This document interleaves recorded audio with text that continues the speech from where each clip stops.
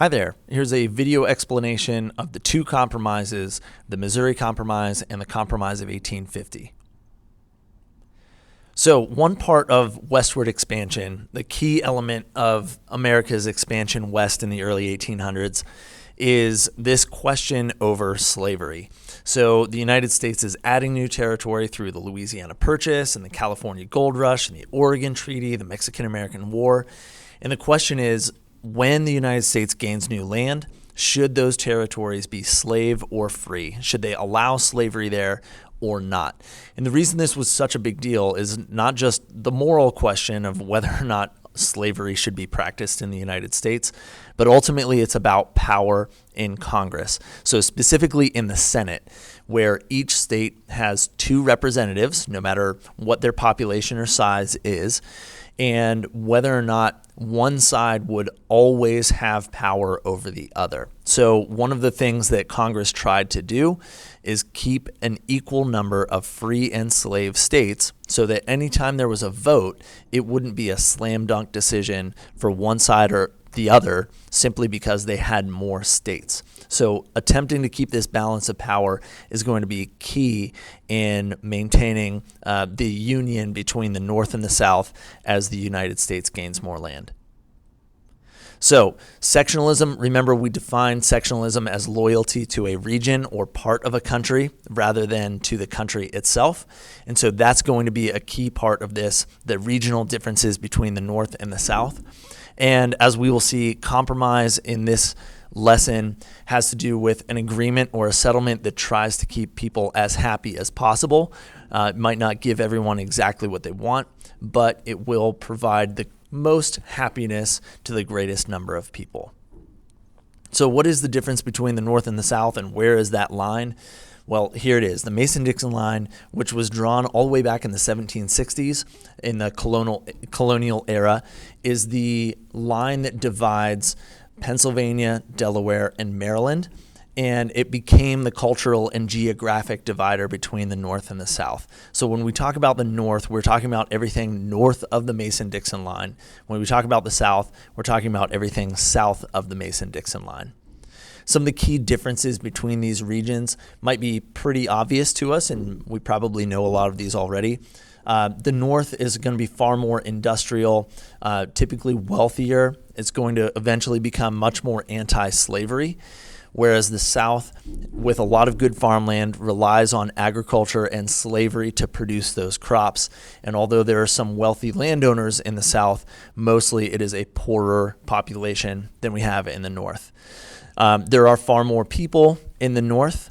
They produce much more manufactured goods. They have far more railroads. And so those are the kinds of things that are going to be distinct advantages for the North as we approach the Civil War. So back to these compromises. In 1820, Congress was faced with a dilemma because Missouri wanted to join the Union, the United States, as a slave state. So we're heading west, we're adding more territory, and Missouri wants to join as a slave state. And that would upset the balance of power in Congress. So a senator named Henry Clay stepped in to save the day and suggest a compromise. So his plan to maintain a balance of power would be to add Missouri as a slave state, but also add Maine as a free state as well. So that would keep an equal number on both sides. He also suggested that we draw a line, a Missouri Compromise line, which would ban slavery north of that line across the Louisiana Territory. So attempting to settle the issue moving forward, drawing this red line that you can see in the middle of the map here, it would make the decision for all new territories north or south of that line heading west so that we can maintain a balance of power in the Senate. So we're adding Maine as a free state, adding Missouri as a slave state, and then drawing this line that would determine whether or not new territories would allow slavery. One problem you can see right away is that, of course, Missouri is being added as a slave state, and it sits north of the Missouri Compromise line. So ultimately, the Missouri Compromise failed to solve the issue, which is why 30 years later, in 1850, we have need for another compromise. So in 1850, on the heels of the gold rush in California. There are a lot of people in California, and California wants to join as a free state. Again, that's going to upset the balance of power in Congress. So Henry Clay, the great compromiser, steps in to save the day, and he decides that California should join as a free state, but obviously that's going to tip the scales in favor of the free states, and so he needs to offer something to slave states to make them happy as well. So he suggests creating 2 new territories of New Mexico and Utah. Now, these would not be states, but they would be territories of the U.S. So you might ask, what are U.S. territories? Well, very simply, they are owned by the United States, but they do not have the same powers and privileges of states in the Union in the United States. So, for example, territories do not vote for the president. They don't have voting representation in Congress, which is important for maintaining the balance of power in the Senate. They pay many taxes, but they don't pay federal income tax. And you can see on the left there the current territories that the United States claims today. So Henry Clay said that we should add 2 new territories, New Mexico and Utah, and we should allow these territories to vote on the issue of slavery themselves. And he called this process popular sovereignty. So let the people be sovereign, make their own choice. So he was opening up these new territories to the possibility of allowing slavery without forcing them one way or another. So it's also going to include this Fugitive Slave Law, which we'll come back to later.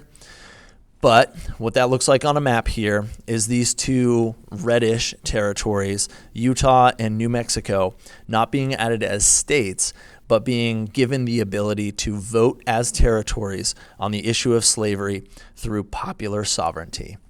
We'll see that the Compromise of 1850 also fails for a number of reasons to resolve the tension.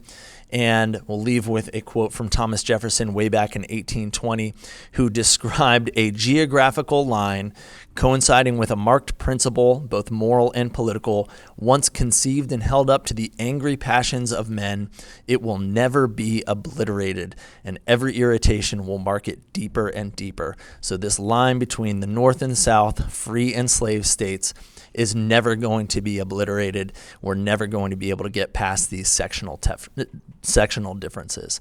I hope this helps you understand the Missouri Compromise and the Compromise of 1850. Thanks so much.